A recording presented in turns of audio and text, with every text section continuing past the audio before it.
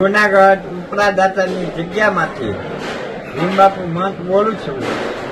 આજનો દિવસ 15મી ઓગસ્ટ છે, તો દર વર્ષે અમે ધ્વજવંદન કરી છીએ.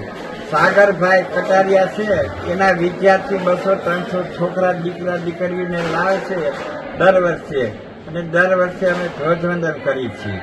અને અમારે ગૌશાળા છે, એના ગાયનું ચોખ્ખું ઘીનો શીરો બનાવી છીએ, મહાપ્રસાદ બનાવી છીએ.